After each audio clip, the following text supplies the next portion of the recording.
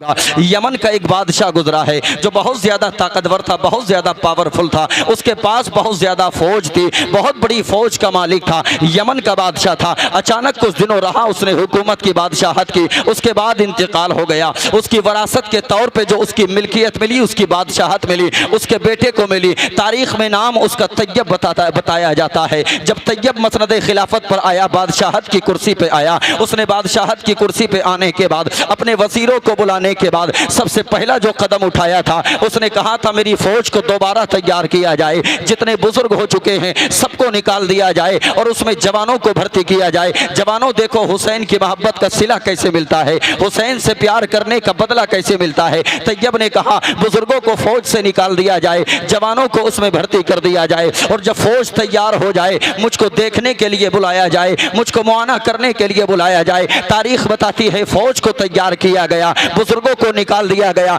जवानों को भर्ती कर दिया गया। अल्लाहू अकबर। तैयब जो कि उस वक्त का बादशाह था, उसको बुलाया, आओ देखो फौज अपनी आकर के किस अंदाज में हमने तैयार की है, किस अंदाज में हमने फौज में तरमीम पैदा की है, किस अंदाज में उन्होंने फौज में संशोधन पैदा किया था। अल्लाहू अकबर। तारीख बताती है यमन का वो बादशाह नाम जिसका तैयब था, जब वो अपनी फौज को देखने के लिए आया, जहां तक नजर जाती थी उसको सर ही सर नजर आते थे, जहां तक नजर जाती थी उसको जवान ही जवान नजर आते थे, जहां तक नजर जाती थी उसको अपनी फौज ही नजर आया करती थी। अल्लाहू अकबर। जब अपने ये मंजर उसने अपनी फौज का देखा, देखने के बाद अल्लाहू अकबर, अचानक फौज के तमाम तरह वजीरों ने क्या देखा, उसके इर्द गिर्द रहने वालों ने क्या देखा कि तैयब की आंखें अश्कबार हो गई। वो बादशाह, वक्त का बादशाह रोने लगा। अल्लाहू अकबर। ज़ारो क़तार रोने लगा। कभी अपनी फौज को देखता है, आंखों से आंसू नहीं रुकता है। अल्लाहू अकबर। अपने महल में आ गया, 3 दिन तक अपने महल में अपने आप को तन्हा रखा और तीसरे दिन एक वजीर ने आकर के तैयब के पास कहा था बादशाह वक्त,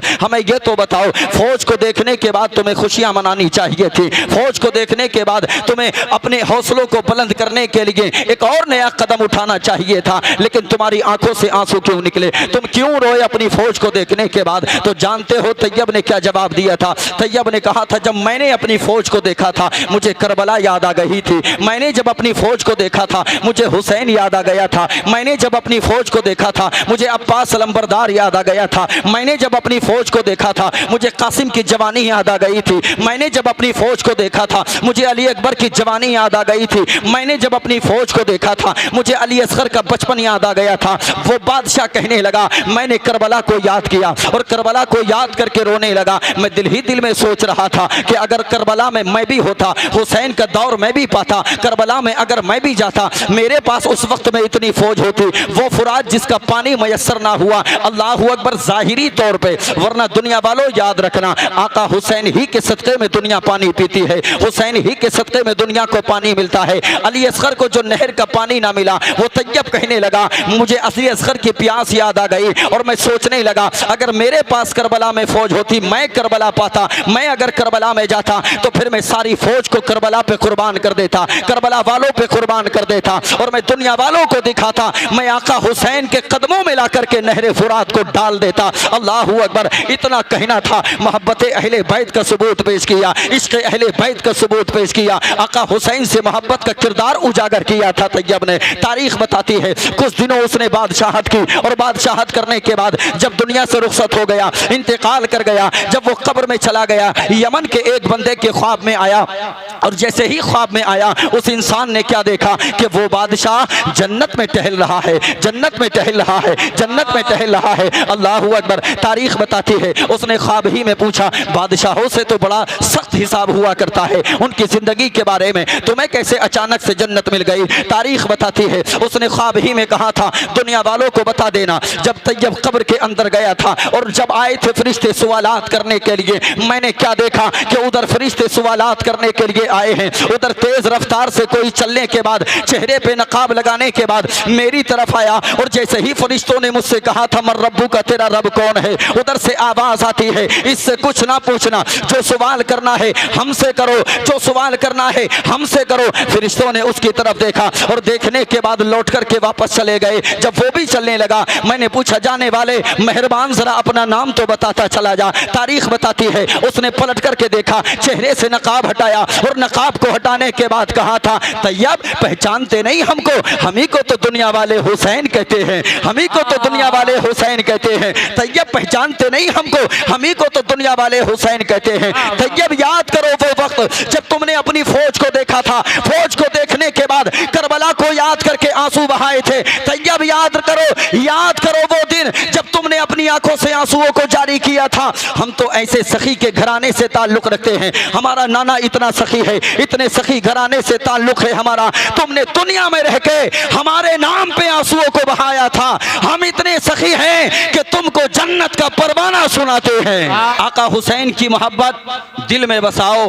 हुसैन तुम्हें दुनिया में भी तन्हा नहीं छोड़ेंगे और हुसैन तुम्हें कब्र में भी तन्हा नहीं छोड़ेंगे, कब्र में भी तन्हा नहीं छोड़ेंगे। हुसैन ऐसे सखी के बेटे हैं, हुसैन ऐसे सखी के नवासे हैं, हुसैन नहीं छोड़ेंगे तुम्हें तन्हा। हाँ, कैसे सखी के बेटे हैं बता दूं, जरा जी लगा के मुस्कुरा के कह दें, या हुसैन हरकत में आते रहे, हरकत ही में बरकत हुआ करती है। हाँ, हरकत करेंगे तो बरकत होगी इंशाअल्लाह, और आपकी हरकत से हो सकता है कि माइक में भी बरकत हो जाए, है कि नहीं है? अल्लाह करम फरमाए। कैसे सखी के बेटे हैं। एक नाम मिलता है तारीख में हातिम ताई का। किसका? हातिम ताई का। सुना है? तुमने तो सीरियलों में देखा होगा। क्या नाम है? हातिम ताई नाम है, हातिम ताई। पूछिए इन उलमा से, हिस्ट्री जानते हैं ये। हातिम ताई का पोता है, निकल के जा रहा है, निगाहों के सामने हुसैन आ गए और जैसे ही नूरानी चेहरा देखा आका हुसैन का, कहने लगा कौन है ये शहजादा, इतना हसीनो जमील है, किसका शहजादा है, कौन है? बताने वालों ने बताया ये मोहम्मद का नवासा अली का बेटा हुसैन है, अली का बेटा हुसैन है। इसके नाना के किस्से बड़े मशहूर हैं, इसके नाना की दास्तान बड़ी मशहूर है। करीब आया, आने के बाद कहने लगा मेरे दादा को जानते हो? हुसैन ने कहा नहीं। कहा नहीं जानते? हुसैन ने कहा क्या करेंगे जान के? कहा नहीं जानते? कहा नहीं। कहा मैं बताऊं?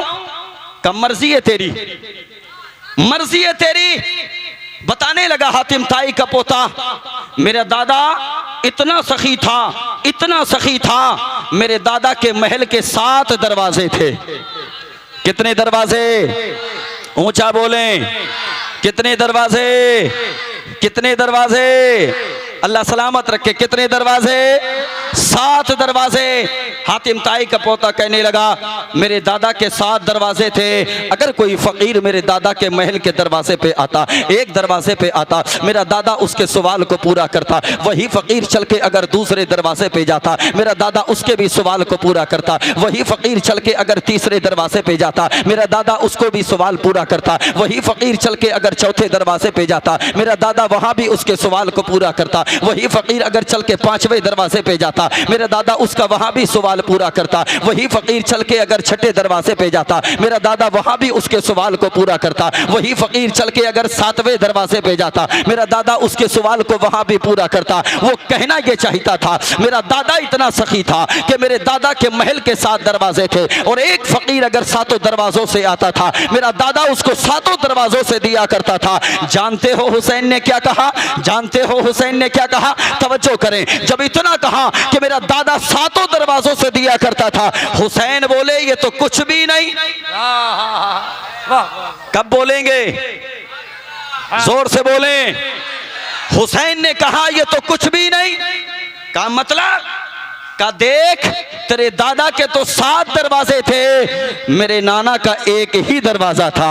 हुसैन कहने लगे मेरे दादा का, मेरे नाना का एक ही दरवाजा था। और दुनिया वालों याद रखो, हुसैन के नाना के एक दरवाजे पे हुसैन ने कहा मेरे नाना का एक दरवाजा, और एक दरवाजे पे अगर कोई साइला था, मेरे नाना इतना दिया करते, इतना दिया करते कि उसकी आने वाली 7 नस्लों को कभी मांगने की जरूरत नहीं पड़ी।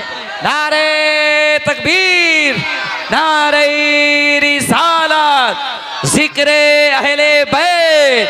वाह वाह वाह वाह। हाँ, इतना दिया करते, इतना दिया करते कि कभी फिर दूसरे दरवाजे पे जाने की, दूसरे दरवाजे पे जाने की, पीछे वालों दूसरे दरवाजे पे जाने की जरूरत नहीं पड़ती इतना दिया करते थे मेरे नाना। अल्लाहू अकबर। ऐसे सखी के नवासे हैं हुसैन, ऐसे सखी बाप के बेटे हैं हुसैन। तारीख आपने सुनी है, कैसे सखी के बेटे हैं हुसैन, कैसे सखी के नवासे हैं हुसैन। एक दरवाजा इतना दिया करते कि फिर किसी दूसरे दरवाजे पे जाकर के दामन को फैलाना नहीं पड़ता। हाँ, आज लोग कहते हैं हुसैन का तस्करा महफिलों में किया जाता है, हसन का तस्करा क्यों नहीं होता? हुसैन का जिक्र महफिलों में किया जाता है, हसन का जिक्र महफिलों में क्यों नहीं होता? तासुबात की ऐनक को हटा करके देखो, हम जितना हुसैन से प्यार करते हैं उतना ही हसन से भी प्यार करते हैं। वाह, हमको मालूम है मेरे सरकार के दोनों हैं नैन, आधे हसन आधे हुसैन। वाह, बेशक। आखिर में कौन बोलेगा? हम नहीं बोलेंगे, आप बोलेंगे। कौन बोलेगा? कौन बोलेगा? हमारा सीना तान के कहें, हम बोलेंगे। कौन बोलेगा? कौन बोलेगा? कौन बोलेगा? कौन बोलेगा? क्या बोलना है सुनिए, मेरे सरकार के दोनों हैं नैन, आधे हसन आधे हुसैन। बस यही बोलना है जवानों। क्या बोलना है? मेरे सरकार के दोनों हैं नैन, मेरे सरकार के दोनों हैं नैन, मेरे सरकार के दोनों हैं नैन, आधे हसन आधे हुसैन। बीबी फातिमा के दिल के चैन, आधे हसन आधे, बीबी फातिमा के दिल के चैन, बीबी फातिमा के दिल के चैन। अब क्यों रहे गिरने का डर, पकड़े हुए हैं बैठकर गेसुए शाहे मशरिकैन। आधे हसन आधे हुसैन। वाह, अल्लाह सलामत रखे। आप तो शायर हो गए भैया, अल्लाह सलामत रखे आपको। ऐसी सीखते हैं शायरी, अल्लाह सलामत रखे। अब क्यों रहे गिरने का डर, पकड़े हुए हैं बैठकर गेसुए शाहे मशरिकैन। आधे हसन आधे, आधे हसन आधे, आधे हसन आधे, आधे हुसैन। कौन कहता है कि हसन का तस्करा नहीं किया जाता? जानते हो कौन है इमाम हसन? अल्लाहू अकबर। तारीख उठा करके देखो, ये वो इमाम हसन हैं, अली के बेटे हैं, हसन मुज्तबा हैं। अल्लाहू अकबर। तारीख बताती है इमाम हुसैन के भाई इमाम हसन ने अपनी जिंदगी में 25 हज पैदल चल के किए। सुभान अल्लाह। कितने हज? कितने कितने? हाँ, हमारे दुनिया वालों, तुमने देखा नहीं, वो एक बंदा भारत से चल के गया था मदीना, क्या नाम था उसका? क्या नाम था जी? शिहाब। और तारीख उठा करके देखो कि उसने सुन्नत किसकी अदा की थी।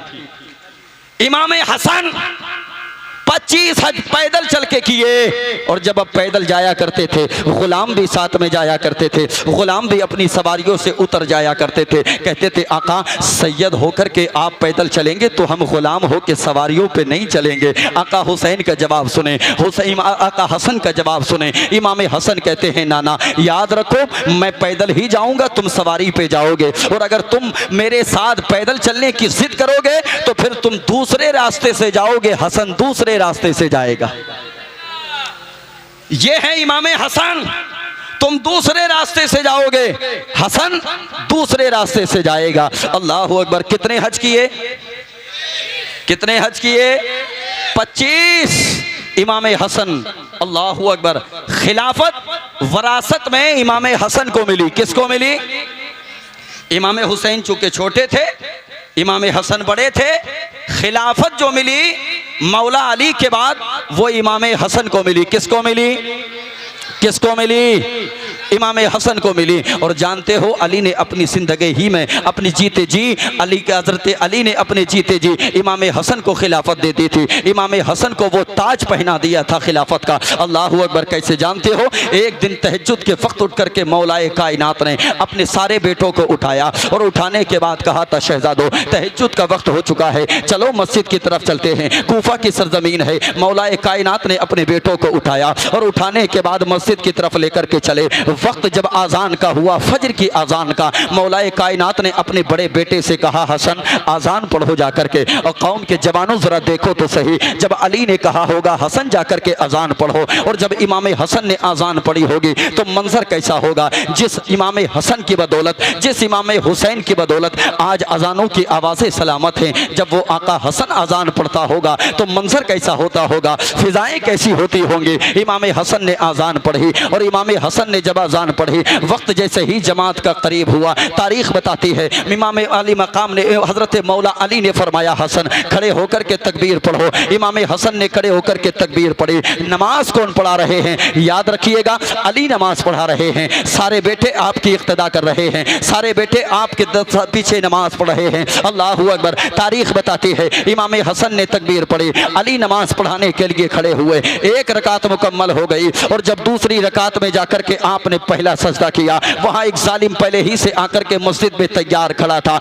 उसकी मंशा थी कि अली को कत्ल कर दूंगा। अल्लाहू अकबर। वो अपने हाथ में हथियार लेने के बाद मौके की तलाश करता रहा, और मौका भी कैसा उसने तलाश किया कि अली नमाज में जाएंगे, अली जब नमाज में जाएंगे, सजदे की हालत में जाएंगे, मैं उनकी गर्दन पे जाकर के खंजर चला दूंगा। अल्लाहू अकबर। तारीख बताती है इससे अच्छा मौका उसको कभी नहीं मिलता, इसलिए कि जब अली सजदा किया करते थे तो अली खुद फरमाते हैं मैं जब सजदा करता हूं, मेरे सजदा करने की हालत ये होती है, मैं जब तक रब का दीदार नहीं कर लेता, अली अपने सर को सजदे से नहीं उठाता है। नारे तकबीर, नारे रिसालत, अज़मते मौलाए कायनात। बहुत अच्छा। अली फरमाते हैं जब तक के मैं सर को सजदे से नहीं उठाता, जब तक के मैं खुदा का दीदार ना कर लूँ। अल्लाहू अकबर। हज़रत अली ने एक रकात मुकम्मल की, और मुकम्मल करने के बाद दूसरी रकात में जाकर के पहला सजदा किया। तारीख़ बताती है जब दूसरे सजदे में अली गए, उसको मौका मिला, इंतज़ार कर रहा था पहले से, जाकर के अली की गर्दन पे खंजर चला दिया। अल्लाहू अकबर। वो जहर में बुझा हुआ खंजर अली की गर्दन पे चला दिया। तारीख़ बताती है हज़रत अली को एहसास तक ना हुआ, एहसास तक ना हुआ, इसलिए कि वो खुदा की बारगाह में सजदा कर रहे थे, अल्लाह का दीदार कर रहे थे, अल्लाह के दीदार से मुशर्रफ हो रहे थे। अली का कौल है ना, मैं सर को सजदे से तब तक नहीं उठाता जब तक के खुदा का दीदार ना कर लूं, जब तक के खुदा से बातें ना कर लूं, जब तक के खुदा का दीदार ना हो जाए। और कौम के जवानों जरा देखो तो सही, जब उसने गर्दन पे खंजर चलाया, अली को एहसास तक ना हुआ, आप हालत सजदा में रहे। तारीख बताती है जब आपकी गर्दन से खून निकल करके आपके बेटियों के बेटों पीछे जो नमाज पढ़ रहे थे, आपके शहजादे, उनकी पेशानी से आकर के लगा, उन्होंने देखा कि बाबा को कोई कत्ल कर रहा है, बाबा की गर्दन पे कोई खंजर चला रहा है। सारे बेटों ने उठने के बाद उस कातिल को पकड़ लिया। अल्लाहू अकबर। जैसे ही कातिल को पकड़ा, मौलाए कायनात का जुमला सुने, अली का जुमला सुने, फातह खैबर का जुमला सुने, मुश्किल कुशा का जुमला सुने, दामादे पैगंबर का जुमला सुने। अली कहते हैं शहजादो इसकी परवाह मत करो, परवाह अगर करनी है तो नमाज की करो, इसकी परवाह मत करो, परवाह अगर करनी है तो नमाज की करो, नमाज नहीं जानी चाहिए। अल्लाहू अकबर।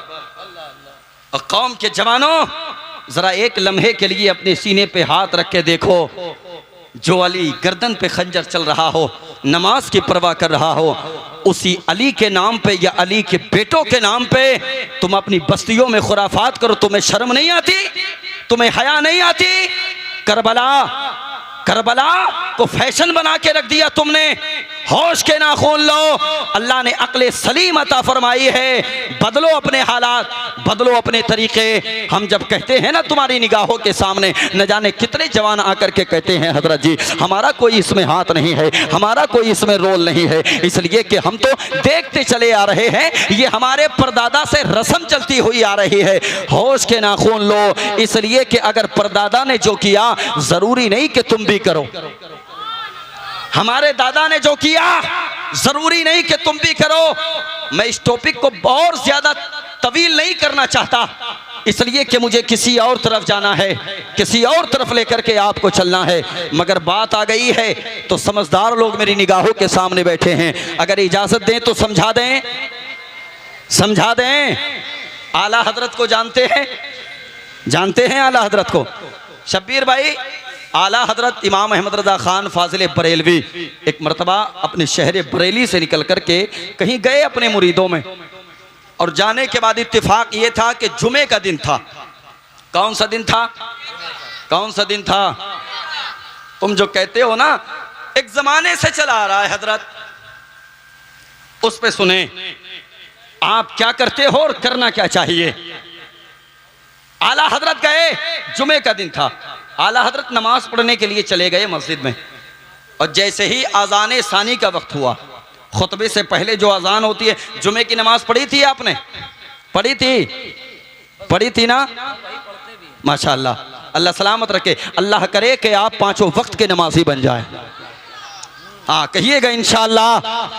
इंशाअल्लाह करबला की मोहब्बत ये नहीं कि जलसा सुन लिया, हुसैन की मोहब्बत से बरी जिम्मा हो गए। अगर हुसैन से मोहब्बत है तो नमाजें पढ़ना पड़ेंगी। हाँ आला हजरत गए जुमे की नमाज पढ़ने के लिए, और जैसे ही गए तो आज़ान सानी के लिए मुकब्बिर जब खड़ा हुआ तो हजरत जी वो ठीक मिंबर के सामने खड़े होकर के आज़ान सानी पढ़ने लगा। आला हजरत ने फरमाया खबरदार, आज़ान सानी इमाम के सामने नहीं होगी, आज़ान सानी खारिज मस्जिद में होगी, बाहर होगी। कहाँ होगी? बाहर होगी। तो जानते हो बड़े बड़े अजीब किस्म के बुजुर्ग होते हैं मस्जिदों में भी, सच्ची बता रहा हूँ। दो चार बूढ़े आदमी आए और आकर के कहने लगे अच्छा मौलाना तुम तो नए मौलाना आए हो, हम तो 40 साल से देखते आ रहे हैं यही अजान हो रही है।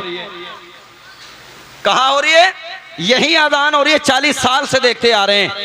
आला हजरत फरमाते हैं बुजुर्गों मैं आपका एहतराम करता हूँ, मगर दीन सीखने का नाम है, तजुर्बे का नहीं। 40 साल से हो रही है, ये तजुर्बा है, और नहीं होगी ये दीन है। कहा अच्छा माने नहीं, बड़े बड़े खूसट बुड्ढे होते हैं, नहीं माने।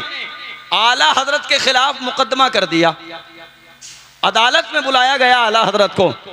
और जब आला हजरत गए ना जज के सामने, इत्तेफाक ये था कि जिस अदालत में मुकदमा था उस अदालत में जज के जो हाल होता है शफील भाई, और जो दरवाजे पे खड़ा होता है डंडा लेकर के, वो कैदी को आवाज देकर के बुलाता है। किसी को नाम याद है क्या कहते हैं उसको? क्या? पेशगार। क्या कहते हैं? पेशगार। वो दरवाजे पे खड़ा होता है, जिसका नंबर आता है उसी को बुलाया जाता है। तारीख बताती है कि वहां का जो पेशगार था वो आला हजरत का मुरीद था, आला हजरत से मोहब्बत करने वाला था। किससे मोहब्बत करने वाला था? आला हजरत से मोहब्बत करने वाला था। जानते हो कि जब आला हजरत का नंबर आया ना तो वो वहीं खड़ा हुआ दरवाजे पे, लेकिन जैसे ही नंबर आया वो अंदर ठीक जज के सामने आया। उसने अक्लमंदी से काम किया, जज के सामने आया और आने के बाद कहने लगा अल्लामा नकी अली खान के बेटे अहमद रजा हाजिर हो। और जब इतना कहा ना जज को गुस्सा आ गया, बोले क्या कर रहा रे? बाहर दरवाजे पे जाके आवाज लगा। वो कहने लगा जज साहब यही तो मसला है मेरे पीर का। अल्लाह करे कि आप बात समझ जाएं। कहा यही तो मसला है, का मतलब का मेरा पीर कहता है कि आजान बाहर होगी, लोग कहते हैं कि अंदर होगी। जज समझ गया, फैसला आला हजरत के हक में पेश कर दिया गया। सुभान अल्लाह, सुभान अल्लाह, सुभान अल्लाह, सुभान अल्लाह। नारे तकबीर, नारे रिसालत, तालीमाते आला हजरत, जिक्रे शहीदे आज़म। वाह, फैसला कर दिया आला हजरत के हक में। मैं कहना ये चाहता हूं मेरे भाई, दीन तजुर्बे का नाम नहीं है, दीन सीखने का नाम है। सुभान अल्लाह। ये जवानों का सैलाब किधर से आ रहा है?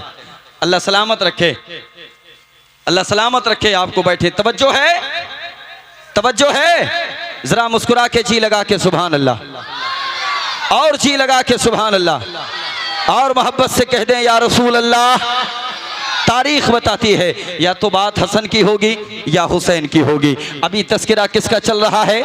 इमाम हसन का। अल्लाह अकबर। सुनते चलें कौन है इमाम हसन। 25 हज अपनी अपनी ज़िंदगी में किए और वो भी पैदल चल के किए। अल्लाह अकबर। तारीख बताती है एक मरतबा आपके साथ में आका हुसैन भी जा रहे हैं, हज करने के लिए जा रहे हैं। दोनों भाई पैदल जा रहे हैं। सखी का घराना है, सखी घराने से ताल्लुक़ है। रास्ते में एक फ़कीर मिला और आने के बाद उसने कहा था शहजादो मुझे खाने के लिए कुछ चाहिए, मुझे अपनी ज़िंदगी में जीने के लिए कुछ चाहिए। तारीख बताती है दोनों शहजादों ने जितना सामान था वो सारा आने वाले फ़कीर को दे दिया, आने वाले साइल को दे दिया और चलने लगे। इमाम हुसैन ने कहा था भाई हमें अगर रास्ते में खाने की ज़रूरत पड़ी तो हम क्या करेंगे, हमने तो सारा सामान उठा करके दे दिया। इमाम हसन ने कहा था भाई जिसने इसको दिलाया है वही हमको खिलाएगा, जिसने इसको दिलाया है वही हमको खिलाएगा। तवक्कुल अल्लाह देखें, जिसने इसको दिलाया है वही हमको खिलाएगा। अल्लाहू अकबर। दोनों शहजादे सफ़र करते रहे। आका हुसैन भी सफ़र कर रहे हैं, आका हसन भी सफ़र कर रहे हैं। रास्ते में भूख की शिद्दत हुई। अचानक देखते हुए जा रहे हैं कहीं कोई मकान मिले, एक झोपड़ी नजर आई। इमाम हुसैन कहने लगे भाई यहाँ जाकर के देखें। इमाम हसन ने कहा हाँ जाकर के देखो। दरवाजे पे दस्तक दी, अंदर से एक बूढ़ी निकल करके आई और जैसे ही बूढ़ी निकल करके आई तारीख बताती है इमाम हुसैन ने कहा था बूढ़ी माँ अगर तुम्हारे घर में कुछ खाने के लिए हो तो हमें अता कर दो, इसलिए कि हम सफ़र करके आ रहे हैं, मुसाफिर हैं। अल्लाहू अकबर। तारीख बताती है वो बूढ़ी माई कहने लगी बच्चों शहजादों घर में कुछ खाने के लिए तो नहीं है, अलबत्ता एक दूध का प्याला है, अगर तुम कहो तो मैं ला करके दूँ। तारीख बताती है इमाम हसन भी मौजूद हैं, इमाम हुसैन भी मौजूद हैं। बूढ़ी माई ने दूध का प्याला ला करके दिया, आधा इमाम हुसैन ने पिया, आधा इमाम हसन ने पिया और पीने के बाद ये लोग चल दिए। अल्लाहू अकबर। जाने लगे और जैसे ही जाने लगे बूढ़ी माई ने इनके चमकते हुए चेहरे देखे, चेहरों पे अजीब सी रौनक देखी, चेहरों पे अजीब सी कशिश देखी। जाते जाते कहने लगी बूढ़ी माई शहजादो जरा अपनी माँ का नाम तो बताते चले जाओ, अपनी माँ का नाम तो बताते चले जाओ। कहा था माई माँ का नाम जान के क्या करोगे? बूढ़ी माई ने कहा था शहजादो जितने खूबसूरत हो मैं जानना चाहती हूँ कि आखिर तुम्हें जन्म देने वाली माँ कौन है, तुम्हारी माँ का नाम क्या है? इमाम हसन ने कहा था माई अल्लाह अगर कभी मौका दे तो मदीना शरीफ चली आना और वहाँ आकर के मुस्तफ़ा जाने रहमत को पूछ लेना, हमारे घर का पता मिल जाएगा, हमारे घर का पता मिल जाएगा। तारीख बताती है ये हज मुकम्मल करने के बाद मदीना शरीफ में जब आए एक मरतबा वही बूढ़ी औरत किसी काम से मदीना शरीफ आती है। इमाम हुसैन ने मदीना की गलियों में उसको टहलते हुए देख लिया और जैसे ही टहलते हुए देखा इमाम हुसैन उसके करीब गए और जाने के बाद कहने लगे माई इमाम हुसैन ने पहचान लिया। बूढ़ी माँ ने नहीं पहचाना, इमाम हुसैन ने पहचाना, माई ने नहीं पहचाना। करीब गए और जाने के बाद कहने लगे माई आप अगर इजाज़त दें तो मैं अपने घर का तुम्हें मेहमान बना लूँ और मेहमानों से जलने वालों, मेहमानों से हसद रखने वालों, मेहमानों के आने पे तकलीफ का बाइस मेहमान को समझने वालों होश के नाखून लो।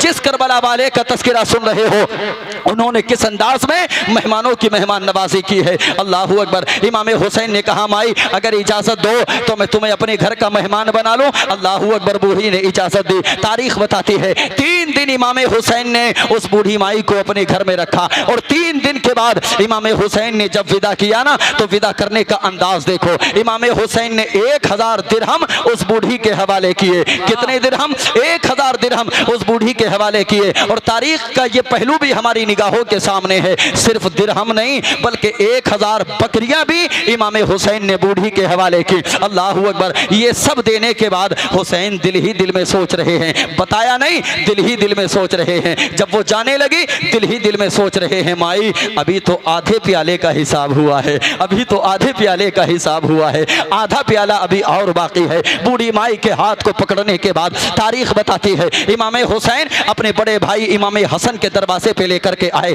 और जब हसन के दरवाजे पे लेकर के गए और ले जाने के बाद कहा था भाई पहचानते हो? इमाम हसन ने पहचान लिया। कहा अंदर लेकर के आओ। तारीख बताती है 3 दिन इमाम हसन ने अपने घर पे मेहमान बना के रखा, 3 दिन हुसैन ने मेहमान बनाया, 3 दिन इमाम हसन ने मेहमान बनाया। और मेहमान जब बनाया कहा था भाई बताओ तुमने बूढ़ी माई को क्या दिया है? कहा भाई मैंने 1000 दिरहम दिए हैं, 1000 बकरियां दी हैं। इमाम हसन कहते हैं तुम तो मेरे छोटे हो, मैं तो तुम्हारा बड़ा भाई हूँ, मेरा हक ज्यादा बनता है। इमाम हसन अंदर गए और जाने के बाद 2000 दिरहम लेकर के आए और 2000 बकरियां उस बूढ़ी के हवाले कर दी। अल्लाहू अकबर। बूढ़ी माई कहने लगी शहजादो ये बकरियां दे तो दी मगर इनको मदीने के बाहर तक कौन पहुंचा करके आएगा। इमाम हसन भी साथ में जा रहे हैं, इमाम हुसैन भी साथ में जा रहे हैं। जब मदीना की सरहद को पार कर दिया, कहा माई अब यहाँ से चली जाओगी? कहा हाँ चले जाएंगे। जब वो जाने लगी, इमाम हुसैन ने कहा था माई शायद कि तुमने हमें पहचाना नहीं। कहा बेटो मैंने नहीं पहचाना, शहजादों मैंने नहीं पहचाना। तारीख बताती है, इमाम हुसैन कहते हैं माई याद करो वो वक्त तुम्हारे दरवाजे पे आए थे तो जवान, और आने के बाद खाने का मुतालबा किया था। तुमने अपने घर से लाकर के दूध का एक प्याला दिया था, आधा मेरे भाई ने पिया था, आधा मैंने पिया था। बूढ़ी माई ने कहा था अच्छा उस दूध का हक अदा कर रहे हो? दोनों शहजादों ने कहा ना ना ना ना ना ना ना, दूध का हक अदा नहीं किया जा रहा है, ये तो मोहब्बत का तोहफा है माई, दूध का हक नहीं है। अल्लाहू अकबर। एक शहजादे ने कहा था बढ़कर के माई दूध का हक तो मैदान महशर में अदा किया जाएगा। माई कहने लगी शहजादों मैदान महशर में कैसे अदा करोगे? तारीख बताती है दोनों शहजादों ने कहा था माई तुमने हमें दुनिया में दूध पिलाया है, हम वादा करते हैं तुम्हारा हाथ पकड़ने के बाद तुम्हें अल्लाह से जन्नत दिलाएंगे। नारे तकबीर, नारे रिसालत, अज़मते हसनैन करीमैन, अज़मते नवासे रसूल, जन्नत के फूल। हाँ ये है इमाम हसन और ये है इमाम हुसैन। कितने हज किए इमाम हसन ने? याद है सबक? कितने हज किए? कैसे किए थे? कैसे कैसे? पैदल। अल्लाहू अकबर। मैंने कहा था खिलाफत मौलाए कायनात के बाद किसको मिली? किसको मिली? इमाम हसन को। और जब इमाम हसन के पास खिलाफत आई, सल्तनत आई, हुकूमत आई, जब इख्तिलाफ होने की कगार पे आया, खुदा की कसम अल्लाह के नबी के नवासे दुनिया में अमन पैदा करने वाले थे।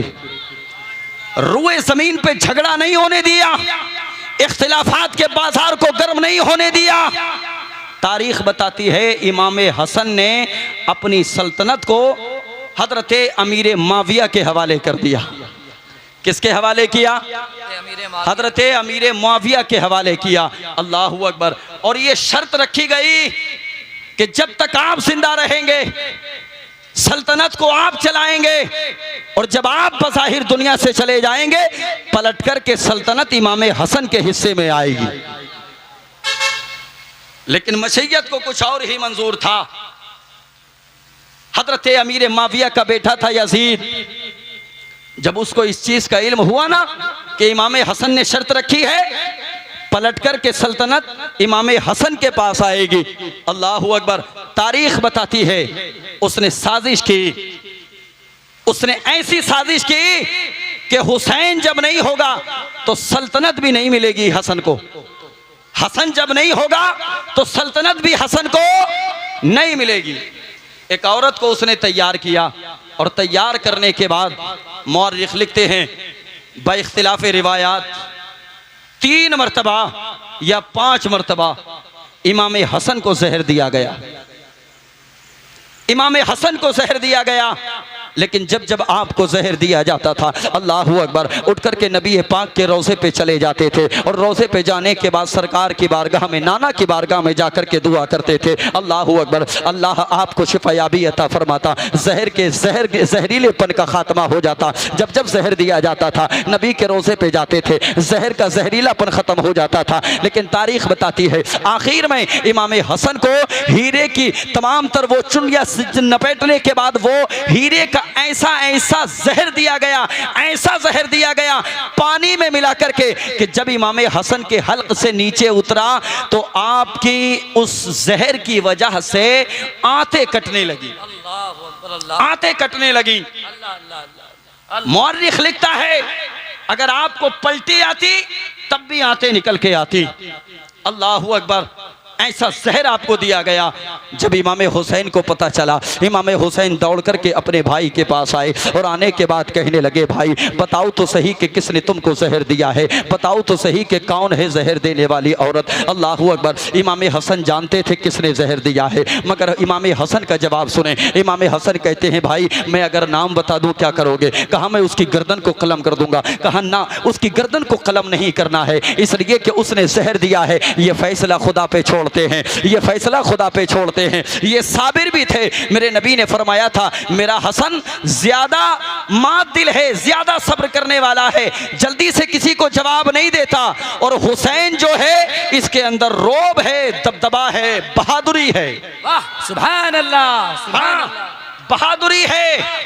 इमाम हसन ने कहा था नहीं, ये फैसला खुदा पे छोड़ते हैं। मैं अगर किसी का नाम लूं और अगर उसने ना दिया हो तो फिर मैदान महशर में तुमसे पूछा जाएगा, और मैं अगर किसी का नाम लूं उसने अगर दिया भी है तो हमें बदला नहीं लेना है, अल्लाह के सुपुर्द करो ये फैसला। तारीख बताती है ये फैसला अल्लाह के सुपुर्द किया गया। अल्लाह अकबर। इमाम हसन का उस जहर की वजह से चेहरा सब्ज होने लगा, हरा होने लगा। इमाम हसन ने कहा था हुसैन मेरे चेहरे की तरफ देखो और देखने के बाद बताओ मेरा चेहरा कैसा हो गया।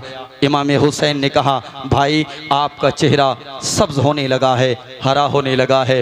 हुसैन के लबों पे मुस्कान आ गई, हसन के लबों पे मुस्कान आ गई। कहा था भाई हुसैन मेरे नबी ने फरमाया था, नाना ने फरमाया था इमाम हसन के, कहा था मेरे बेटे हसन की जब शहादत होगी तो इसका चेहरा सब्ज हो जाएगा, और जब हुसैन की शहादत होगी हुसैन दुनिया से जाएंगे। हुसैन की जब शहादत होगी, हसन की शहादत होगी, चेहरा सब्ज हो जाएगा। हुसैन की शहादत होगी तो चेहरा सुर्ख हो जाएगा। अल्लाह अल्लाह। कहा था नाना की बात पूरी हो गई भाई, मेरी शहादत का वक्त करीब आ गया है, मेरी शहादत का वक्त करीब आ गया है। मैं जब दुनिया से चला जाऊं तो मुझे नाना के रोज़े पर लेकर के जाना, अगर वहाँ किसी तरह से इजाज़त मिल जाए तो मुझे दफन कर देना, वरना फिर किसी और कब्रिस्तान में दफन कर देना। आका हुसैन अपने भाई के जनाजे को लेकर के गए, नाना के रोज़े के करीब ले जाकर के रखा, मगर वो जालिम मरवान जिसका नाम था, जो मदीने का गवर्नर था, जानते हो मस्जिद के मिंबर पर बैठ कर के अली को वो बुरा भला कहता था, और इमाम हसन भी मस्जिद में होते थे, मगर सब्र का ये आलम था कि कुछ नहीं कहते थे, कुछ नहीं कहते थे। एक दिन निगाहों के सामने आकर के उसने बुरा भला कहा मोहम्मद अरबी को, बुरा भला कहा उसने अली को। ये कौन है मरवान जिस पे मेरे नबी ने, जिसके बाप पे मेरे नबी ने लानत फरमाई है, इसके बाप पे लानत फरमाई, ये वही मरवान है। मस्जिद में बैठ करके अली की बुराई, निगाहों के सामने अली की बुराई, मगर अली के बेटे इमाम हसन ने कभी कुछ ना कहा। एक दिन बुराई कर रहा था, तारीख बताती है कि दाहिने हाथ को अपनी नाक में डाल दिया। कौन से हाथ को? मरवान ने दाहिने हाथ को अपनी नाक में डाल दिया। इमाम हसन को जलाल आ गया। बाप की अगर तौहीन करे, बाप को बुरा कहे, हसन ने कुछ नहीं कहा, लेकिन कदम अगर दीन के खिलाफ गया तो हसन भी बोल उठा। वाह क्या बात है। कहा था जालिम, मदीने का गवर्नर बन गया, तुझे इतना शऊर नहीं कि दाहिना हाथ डालना चाहिए या बायां हाथ, इतना शऊर नहीं। ऐसे पाबंद थे, ये दीन को बचाने वाले थे। आज अपनी जिंदगी देखें और फैसला करें। हम सिर्फ हुसैन हुसैन कहते हैं, अगर कोई नबी की शान में गुस्ताखी करे, हमारे अंदर वो जुर्रत नहीं, हिम्मत नहीं कि हम आकर के जवाब दे सके। जवानों नहीं आते मैदानी अमल में तुम, और है किसी में हिम्मत जो तुम्हें कोई कुछ कह दे? तुम्हें अगर कोई कुछ कह दे तो आस्तीन फौरी तौर पे तुम्हारी ऊपर को चढ़ जाती है। और यार होना तो ये चाहिए, कोई तुम्हें 1000 गालियां दे, सुन कर के चले जाओ, मगर दुनिया वालों को बताओ हमें गालियां दोगे, गवारा करेंगे, हमारे नबी की शान के खिलाफ बोलोगे, ये हरगिज़ गवारा नहीं करेंगे। इसको कहते हैं हुसैनियत। बहुत अच्छी बात। हरगिज़ गवारा नहीं करेंगे। बदलो अपने तरीके, नामूस से रिसालत की हिफाजत करें, नामों से रिसालत की मुहाफिजत करें। हाँ दुनिया वालों याद रखना, तुम्हारी इज्जतें भी तभी बचेंगी जब मुस्तफ़ा की इज्जतों की हिफाजत करोगे, बेशक हक हक हक। जब पैगंबर इस्लाम की नामूस की हिफाजत करोगे, तब कहीं जाकर के तुम्हारी इज्जतों की हिफाजत होगी। फैसला आपको करना है। इमाम हसन ने फरमाया तुझे शऊर नहीं, कौन से हाथ की उंगली डालनी चाहिए नाक में? मदीने का गवर्नर बना बैठा है। इमाम हसन का जनाजा जब आया पैगंबर इस्लाम के रोज़े के करीब, तो मरवान ने देखा कि ये यहाँ दफन करना चाहते हैं, लेकर के आया अपने आदमियों को और लाने के बाद तीरों की बरसात शुरू कर दी। तारीख बताती है बदले में इमाम हुसैन ने भी तलवार निकाली, मगर नाना के मदीने का ख्याल आ गया, नाना के मदीने का ख्याल आ गया। तलवार को मयान में लाने के बाद अंदर किया, कहा नहीं, नाना के मदीने को खून में नहीं नहलाया जाएगा, नाना के मदीने की आबरू को बचाया जाएगा, नाना के मदीने में खून खराबा नहीं किया जाएगा। अल्लाहू अकबर। मैंने कल कहा था जिस नाना के मदीने के नाम, जिस नाना के मदीने की आबरू का ख्याल करते हुए इमाम हुसैन ने उस वक्त भी तलवार को नहीं निकाला था, तलवार को नहीं मंजर आम पर लेकर के आए थे। जब वो वक्त भी आया था इमाम हुसैन पर कि उनको नाना का मदीना छोड़ना पड़ रहा था, वो नाना का मदीना जिस नाना के मदीने में बचपन गुजारा था, जिस नाना के मदीने में जवानी गुजारी थी, जिस नाना के मदीने में जिंदगी के लम्हात गुजारे थे, जिस नाना के मदीने में नाना की उंगलियां पकड़ करके चलते थे इमाम हुसैन, आज वही नाना का मदीना छोड़ करके जा रहे हैं। तवज्जो को करीब करें, अब यहां से सफर को आगे लेकर के चलते हैं। मोहब्बत से जी लगा के कह दें या हुसैन, और जी लगा के या हुसैन, और जी लगा के या हुसैन। आज वही मदीना नाना का छूट रहा है, आज उसी मदीने को छोड़ करके जा रहे हैं, रखते सफर बांधा है। तारीख बताती है इमाम हुसैन ने अब हजरत अब्बास से कहा था, अब्बास चलने वालों की लिस्ट बनाओ, कितने लोग यहाँ से चलेंगे। सबके नाम लिखे गए सिवाय सुगरा के, सुगरा का नाम छोड़ दिया गया, यहाँ तक के बच्चे का नाम भी लिखा गया जो अभी 6 माह से भी कबल की उम्र जिस बच्चे की थी, नाम था अली असगर। अल्लाहू अकबर। तारीख बताती है जब सैयदा सुगरा को ये पता चला कि मेरा नाम नहीं लिखा गया है, दौड़ करके अपने भाई के करीब गई। अली अकबर के करीब जाने के बाद कहा था, भाई क्या मुझे नहीं लेकर के जाओगे? अली अकबर ने कोई जवाब ना दिया। हजरत अब्बास लंबरदार के पास गई और जाने के बाद कहा था, चचा क्या मुझे नहीं लेकर के जाओगे? अल्लाहू अकबर। अब्बास लंबरदार के पास जाने के बाद सैयदा सुगरा ने यह भी कहा था, चचा जब तुमने नाम लिखे थे तो तुमने मेरा नाम क्यों नहीं लिखा? जब तुमने नाम लिखे थे तो तुमने मेरा नाम किस लिए छोड़ दिया? अल्लाहू अकबर। क्या मैं नहीं जाऊंगी अपने बाबा के साथ? क्या मैं नहीं जाऊंगी अपनी फूफी के साथ?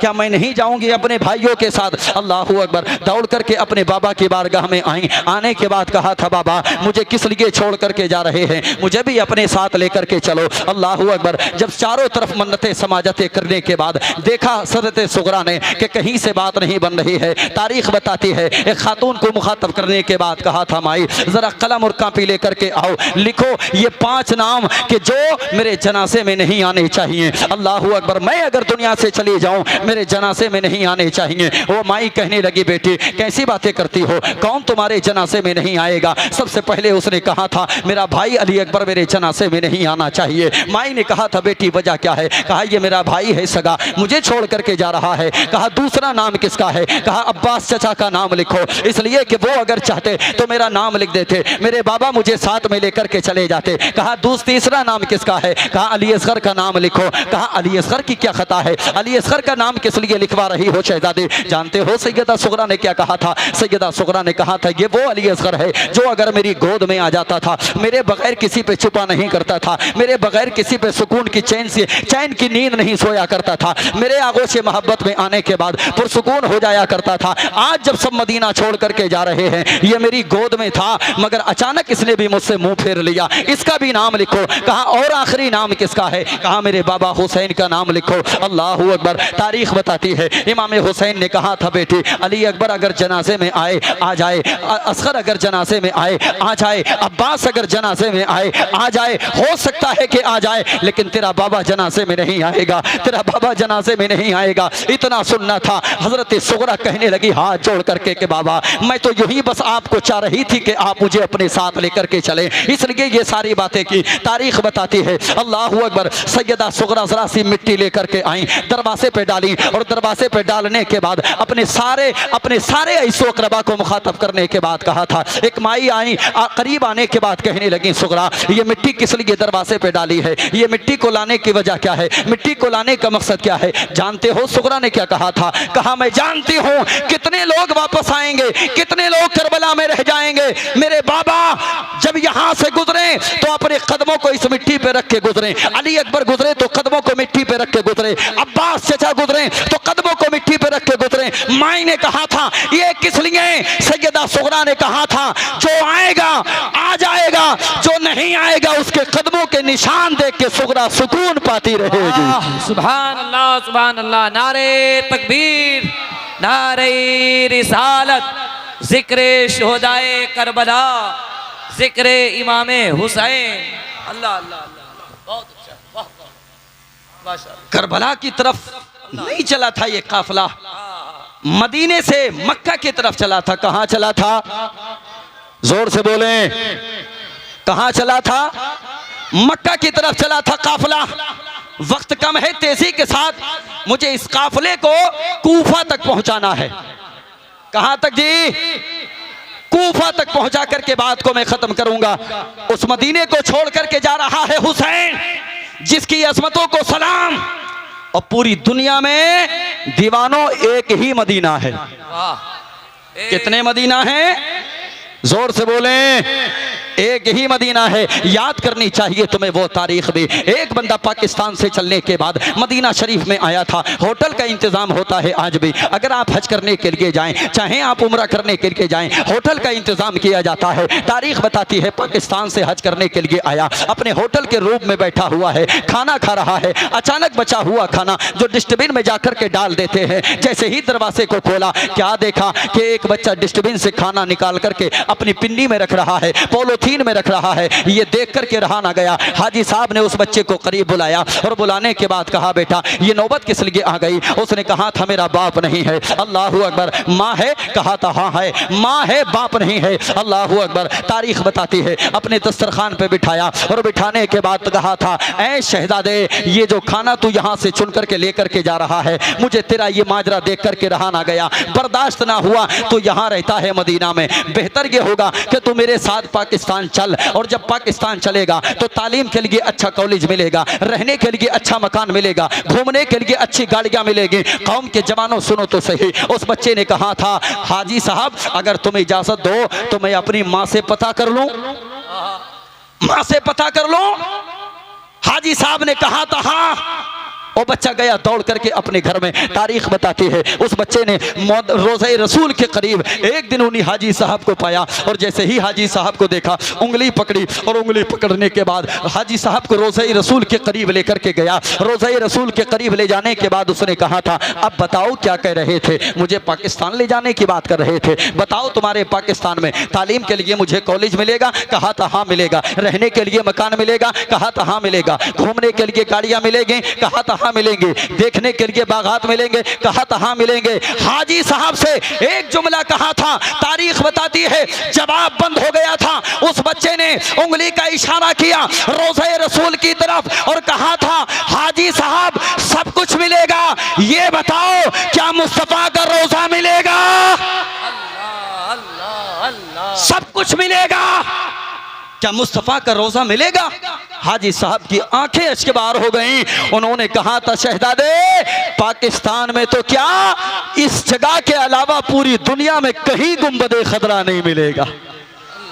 अल्लाहू अकबर। आज उस मदीने को छोड़ करके जा रहे हैं हुसैन। अल्लाह अल्लाह अल्लाह। आज उस मदीने से हिजरत कर रहे हैं हुसैन, और हिजरत करने के बाद पहुंचे मक्का। उधर कूफा में जब जरूरत पेश आई एक पीर की, किसके हाथ पे बैत की जाए, निगाहों के सामने या तो यजीद था या फिर नबी के नवासे हुसैन। खुतूत पे खुतूत भेजे गए, आका हुसैन की बारगाह में, हुसैन आ जाओ, मक्का से कूफा आ जाओ, नहीं आओगे तो फिर मैदानी महशर में हम यही कहेंगे, मौला हमने तेरे रसूल के नवासे को बुलाया तो था मगर हुसैन नहीं आया, इसलिए हमें यजीद के हाथ पे बैत करना पड़ी। बेशुमार खुतूत, आखिर में हुसैन ने फैसला किया, अपने बाबा के भाई हजरत अकील के बेटे हजरत मुस्लिम, क्या नाम है जी? हजरत मुस्लिम को इमाम हुसैन ने मदीना से रवाना किया और मदीना से मक्का से रवाना किया और रवाना करने के बाद कहा था जाओ कूफा चले जाओ, इसलिए कि वहाँ के लोग हमारे हाथ पे बैत करना चाहते हैं। तारीख बताती है यहाँ से जब कूफा से बहुत ज़्यादा खतूत गए तो आका हुसैन ने हजरत मुस्लिम को कूफा में भेजा था। हजरत मुस्लिम कूफा में आए थे। तारीख बताती है जिस दिन हजरत मुस्लिम बिन अकील कूफा में आए थे, अल्लाहू अकबर, एक ही वक्त में 7,000 लोगों ने हजरत मुस्लिम के हाथ पे बैत की थी। एक ही वक्त में 7,000 लोगों ने हजरत मुस्लिम बिन अकील के हाथों पे बैत की। वक्त गुजरता गया, लोगों की तादाद में इजाफा होता गया और उस वक्त जो गवर्नर कूफे के थे वो नौमान बिन बशीर थे। जैसे ही किसी ने यजीद को एक खत लिखा और खत में लिखा हुसैन ने अपने खलीफा भेजा है, नाम है मुस्लिम बिन अकील, सारे लोग उसकी तरफ माइल हो रहे हैं, अगर तुमने ताखीर की तो फिर ऐसा होगा कि पूरा कूफा हुसैन के हाथ पे बैत कर लेगा। याद रखना तुम्हारी सल्तनत मिट्टी में मिल जाएगी, तुम्हारा ताज मिट्टी में मिल जाएगा। जब यजीद को इस बात का पता चला उसने फौरी तौर पे उबैदुल्लाह इब्ने ज़ियाद को भेजा जो कि बड़ा जालिम और जाबिर था, किसी और इलाके का वो गवर्नर था, मगर उससे कहा एक और इलाके की गवर्नरी तुमको देते हैं, फौरी तौर पे यहाँ से निकलो और कूफा चले जाओ। दुनिया वालों एक बात याद रखना, अगर आज भी हमसे कोई बेवफाई करता है हम उससे फौरी तौर पे कहते हैं अजीब कूफी आदमी है। जानते हो ये किस लिए कहते हैं? क्योंकि कूफियों ने बेवफाई की थी आका हुसैन के साथ, कूफियों ने बेवफाई की थी हजरत मुस्लिम के साथ में। 7,000 लोगों ने एक ही वक्त में बैत की और धीरे धीरे धीरे धीरे लोगों की तादाद इतनी बढ़ती चली गई, इतनी बढ़ती चली गई। मुअर्रिख लिखता है 40,000 लोगों ने हजरत मुस्लिम बिन अकील के हाथों पे बैत की। अल्लाहू अकबर, कितने लोगों ने? जरा जबान से बोलते रहे ताकि सबक याद रहे। 40,000 लोगों ने हजरत मुस्लिम बिन अकील के हाथों पे बैत की। लेकिन उबैदुल्लाह बिन ज़ियाद रात के आलम में आया, चेहरे पे नकाब लगा के आया। यहाँ कूफे के लोगों ने सोचा शायद के हुसैन आ गए हैं, शायद के हुसैन आ गए हैं, इसलिए कि मुस्लिम बिन अकील ने जब देखा 40,000 लोगों ने बैत कर ली है, हजरत मुस्लिम बिन अकील ने एक खत अपने अपने इमाम हुसैन की तरफ रवाना किया, एक खत इमाम हुसैन की तरफ रवाना किया और उस खत में लिखा था आप जल्दी करो कूफा में आ जाओ, यहाँ के लोग बहुत अच्छे हैं, मेरे हाथ पे बैत कर रहे हैं, ये चाहते हैं कि आप भी यहाँ पे आ जाओ। तारीख बताती है इधर ये खत रवाना किया गया था। उबैदुल्लाह इब्ने ज़ियाद जो कि जालिम था, बहुत ज्यादा जाबिर था, तारीख बताती है रात के आलम में नकाब चेहरे पे लगाने के बाद आया। कूफा वालों ने सोचा शायद कि हुसैन आ गए, लेकिन जैसे ही नकाब हटा देखा कि उबैदुल्लाह बिन ज़ियाद है। अल्लाहू अकबर, कूफा के गवर्नर हाउस में गया और जाने के बाद सबसे पहले नौमान बिन बशीर को उनके मनसब से मासूल किया और मासूल करने के बाद कूफा के बड़े बड़े कबीलों के बड़े बड़े लोगों को बुलाया और बुलाने के बाद एक नशिस्त मंजरे आम पर लेकर के आया और बुलाने के बाद लोगों को कहा था देखो हुसैन के भेजे हुए खलीफा के हाथ पे बैत मत करो, मुस्लिम बिन अकील के हाथ में हाथ मत दो। याद रखो अगर तुमने उसकी बैत को कबूल किया तो फिर यजीद का ऑर्डर है कि सबको कत्ल कर दिया जाएगा। अगर तुम्हारे परिवार के लोग मुस्लिम बिन अकील के हाथ पे बैत करेंगे तो किसी को जिंदा नहीं छोड़ा जाएगा, किसी को बख्शा नहीं जाएगा।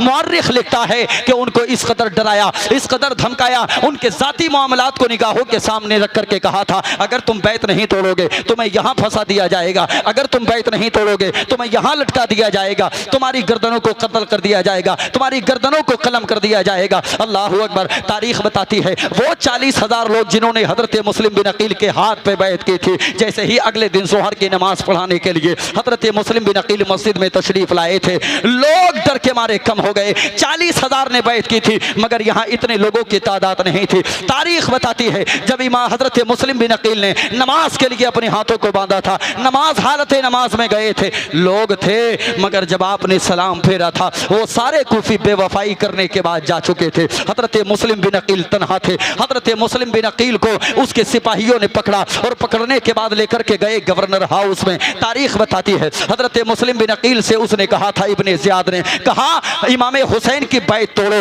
हमारे साथ हो जाओ, अगर हमारे साथ हो जाओगे तुम्हें दौलत दी जाएगी, तुम्हें सरमाया दिया जाएगा, तुम्हें तुम्हारे घर में दौलत का अंबार लगा दिया जाएगा। हजरत मुस्लिम बिन अकील ने कहा था याद रख हम वो ईमान वाले हैं जान तो दे सकते हैं मगर मुस्तफा का दिया हुआ ईमान नहीं दे सकते। नारे तकबीर, नारे रिसालत, एहसाने अहले बैत, जिक्र इमाम हुसैन, जिक्र इमाम हसन।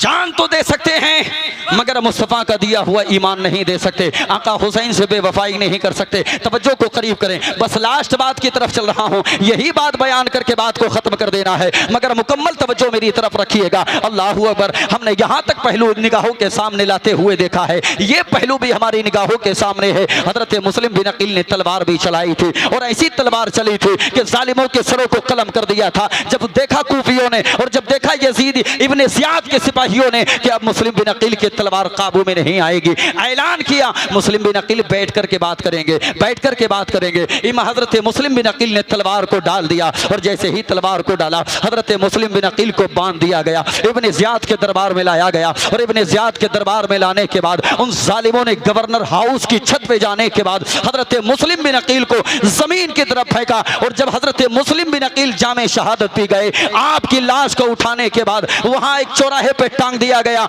उधर इमाम हुसैन मक्का शरीफ से चल करके कूफा की तरफ आ रहे थे, रास्ते में एक शायर मिलता है, एक शायर मिलता है। उस शायर ने कहा था हुसैन कूफे वालों ने बेवफाई कर दी है, कूफे वाले अपने वादे से मुकर चुके हैं, कूफे वालों ने मुस्लिम बिन अकील की बैत को तोड़ करके हज़रत मुस्लिम बिन अकील का इंतकाल हो चुका है, मुस्लिम बिन अकील जामे शहादत पी चुके हैं। इमाम हुसैन की बारगाह में उस शायर ने कहा था हुसैन मेरी निगाहों ने देखा है मुस्लिम बिन अकील की लाश को लटके हुए देखा है, कूफा के बाजार में लटके हुए देखा है। इतना सुनना था, आका हुसैन ने कहा था कैसा देखा, कैसा पाया? कहा हुजूर मैंने मुस्लिम बिन अकील की लाश को लटके हुए देखा है। जानते हो हुसैन ने क्या जवाब दिया था? हुसैन ने कहा था मुस्लिम बिन अकील झुका नहीं है, लटक गया है। हुसैन भी जाएगा, लटक जाएगा मगर झुकेगा नहीं, सुभान अल्लाह, सुभान अल्लाह, सुभान अल्लाह। झुकेगा नहीं, जिंदाबाद।